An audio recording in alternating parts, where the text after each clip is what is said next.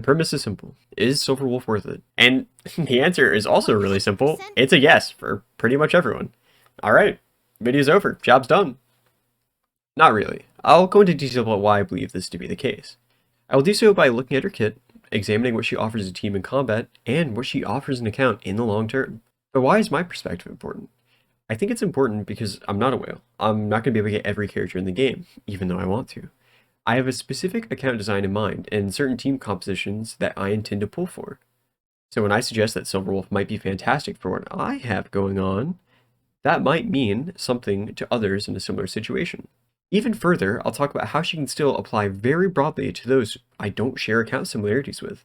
But that begs the question, what are my goals? First, I fully intend to make a Mono Quantum team because I believe that it'll be able to conquer and clear all content for the foreseeable future. I simply can't imagine a world where this team composition falls off while the integrity of the game remains.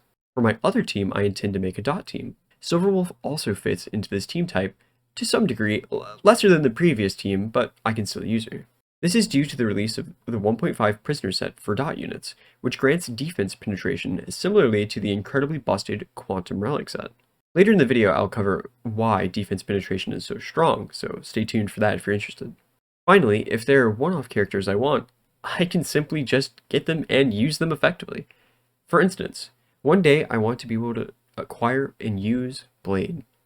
Silverwolf is the prime candidate to allow this kind of flexibility.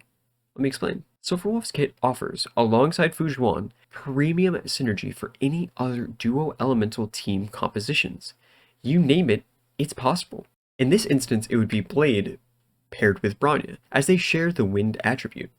Of course, followed by Silverwolf and Fujuan. But the list, it doesn't stop there.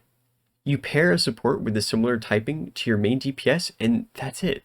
You have a nearly perfect meta team. I don't want to rehash dual elemental teams too much here, so I'll point you to a previous video I made on the matter, located in the top right. It will help you with all your team building needs, but if you need more assistance or have any questions, join my Discord. I'll be sure to help however I can in there, and the link is in the description down below. In case anyone isn't up to speed, let's take a moment to look at what Silverwolf is all about. Silverwolf is a quantum nihility unit that primarily focuses on debuffing the enemy, where her strongest debuffs reside in decreasing the opponent's defense. Defense debuffs work really well in this game as they scale harder than Harmony units typically buff. A strong combination of debuffing the enemy defenses while buffing the carry typically goes much further than just having two buffers on your team. Myciel has never slapped as hard as she does now. Now let's analyze how Silverwolf functions. Just to maintain expectations, this is going to be a quick recap of her abilities. If you want a detailed explanation of her kit, this won't be it, but I can assure you you'll understand everything that she does. Her basic attack just hits an enemy with attack percent scaling quantum damage. Her skill adds a new elemental weakness to the enemy that they do not already have, selecting from the attributes that form your team's composition. This only works on one target at a time and reduces that target's damage resistance to the new type added. This is the key factor that makes Mono Quantum so potent and have such a long shelf life. Her ultimate does a decent amount of damage, but more importantly, it is the strongest single target defense shredding ability. Her talent is that when she attacks, she has a chance to add a random debuff to the enemy, which will affect their speed, attack damage, or defense even further. Silverwolf's technique will forcibly deal break bar damage and regular damage to enemies, even if they do not have a quantum weakness at the start of the battle. She will break everyone, she does not care. I must break you. Now that we're on the same page, let's talk about how she performs in combat. First and foremost, I can use a pseudo mono quantum team, and it's pretty fun to me. I can just toss my quantum team at anything, and I'm confident it will beat it on auto. On auto. I find the autoplay battles to be a really important element when analyzing a character. In auto, there's a definite and set way a battle will play out, where the only alterations that exist are found through increased or decreased damage, through like crit RNG, or just debuff RNG. After many repetitions though, a strong standard baseline will form. Essentially, the attack logic stays the exact same, so we can see how a new character interacts with a team. This is hard-coded in the game, so we don't have any human error in making decisions, or even worse, have to create our own standard rule set for ourselves. What I've noticed first is that in battles where there is no quantum weakness inherent to the enemy, Silverwolf creates a quantum weakness on an enemy that turns them into a lightning rod. That is where Ciel's damage will go. She is that lightning. She acts like a conductor to a symphony that is my beloved Ciel. For instance, the team before had a few issues dealing with the new Riot Fragmentum boss, as Seal would just target the spawned monsters the entire time and wouldn't deal much damage to the main target. This is bad for Fu Xuan sustained teams without good blessing support. She will just run out of time like her kit is designed, and eventually the team will fall over. The Quantum Implant will actually guide her damage around, even if it's on the wrong enemy at some time. Once it sticks, Seal hits. That isn't to say everything is Quantum Sunshine and Quantum Rainbows. Sometimes the inevitable wind weakness is brought forward, much to my dismay. Thanks, Bronya. This is the drawback of using a pseudo-mono team. When the wind weakness appears, it's absolute pandemonium. The orchestra stops playing and Seal forgets what's important. There are also times where a unit's weaknesses are blocked. This creates the same effect, and it's pretty upsetting. Suddenly Silverwolf is the main spender of SP and there's no pumping the brakes. It's very awkward, but the sheer firepower Seal puts out generally pulls everything back together. Being able to break any element is actually incredibly nice, not even including the added benefits of their defenses being degraded. At times, even without Silverwolf acting like a hungry hippo, the team can fall a bit flat in the SP department.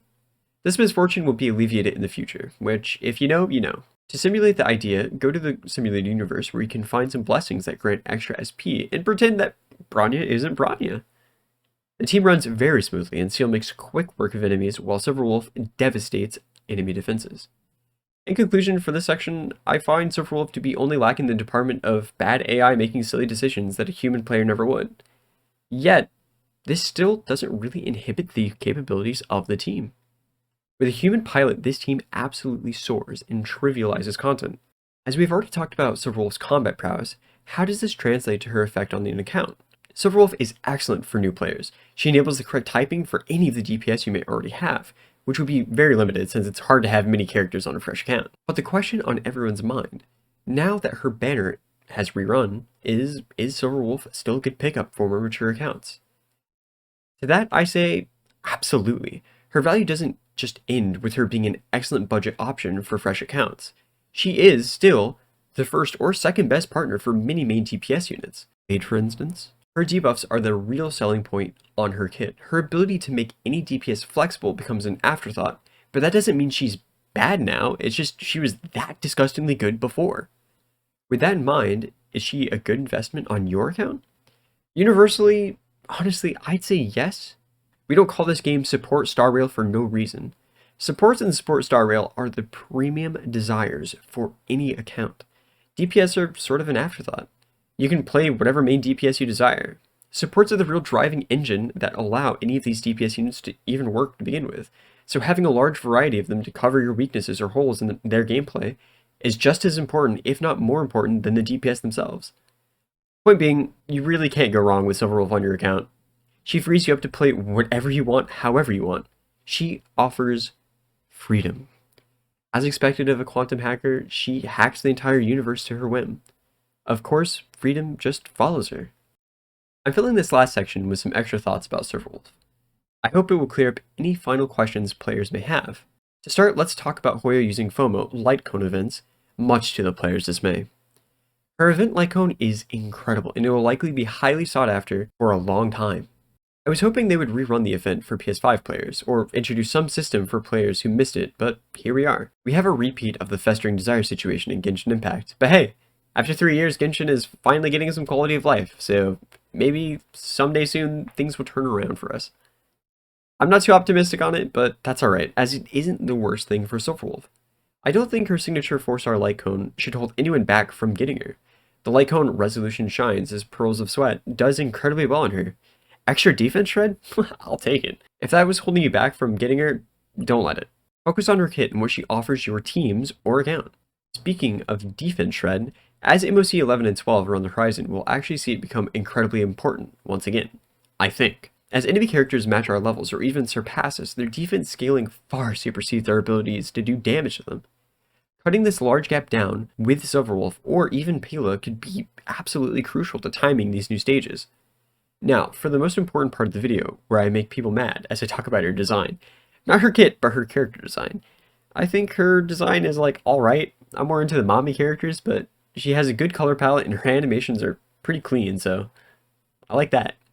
I actually really like her overworld animations a lot more than her in-combat animations. I've grown a bit bored of the ultimate pretty quick, but it's not a big deal, it's whatever. I just really like her technique and attack animations in the overworld. Weirdly, I really liked her messages she sends you if you have her on your account. It was a lot more refreshing to read them than the typical messages you get. They feel very static and distant. I can relate a lot more to the way her messages are written, even though there are some clear hiccups in the lingo she uses. Some weird misspellings and such, but it actually kind of feels like I'm messaging one of my friends about a gacha game. With that, we've arrived at the crux of the video. I appreciate your patience as we finally answer the burning question. Is Silver Wolf still worth it? For your patience, I will reward you with a cop-out of an answer. Kind of. I think I've made my bias pretty clear, if you would consider it bias. But as for an answer without any form of bias, I think it's a bit too hard to say until we get MOC 11 or 12. The signs point towards yes when you consider that the enemies will scale past us in their defense, but when you consider that everything in the game so far can be beaten with 4-star teams at the moment, it's hard to say if she's 100% necessary. But what I can say is that she makes clearing MOC and Swarm incredibly easy for Quantum. This is helpful as you have a few extra turns for your other team, which is really important for me at the moment. So for me, it's a resounding yes. I'm very happy to have her on my account. Somehow I managed to go this entire time without even mentioning her banner as well. She shares a banner with Hanya, the love of my life, which I would love to talk about more, but I'll be wrapping it up here. Well, with that, I hope I answered everyone in a satisfying way. If you like what you saw, consider subbing or leaving a like, but that's it for me, so see ya.